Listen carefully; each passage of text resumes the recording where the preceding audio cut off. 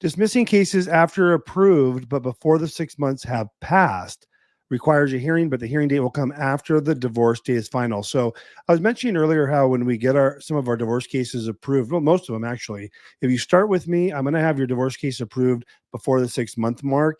And that doesn't cause issues. So let's say, it's January, we start your divorce case, I submit it for review middle of February, and we get it approved in March. So it's only been 3 months, let's say. So when the court approves it, it's approved. Your divorce is official. There's nothing left you have to do, but your divorce finalization date is pushed out 6 months because of the 6 month cooling off period. So let's say your divorce is approved in March, but your final divorce date is in June. And let's say sometime between March and June, you and your spouse say, "Hey, I think we want to get together." We're still within that 6 month window, even though the judge already signed the judgment, and you're done. You still have that opportunity to have that set aside, and so your divorce case can be dismissed before the 6 months. That's even though it's approved, you can still do that. Technically, you can still do that, but procedurally, it's kind of a quagmire, if you will, because the courts are so busy. You have to, once the judge has signed the judgment and has ordered you to be divorced, even though you're still within that 6 month window, you have to now go to court and ask the judge to set aside and dismiss your divorce case. You both do. And the issue with doing that is because the courts are busy.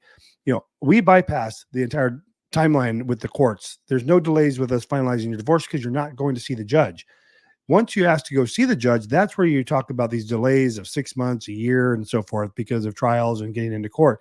So if we have these clients who said, "Tim, we have like 3 weeks left before our divorce is final officially." It is final. It's approved by the judge, but the 6 months isn't up. Can we have it dismissed because we decided we wanted to remain married?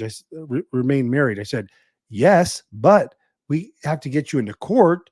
And when I checked the court calendar scheduling for it was 60 days away.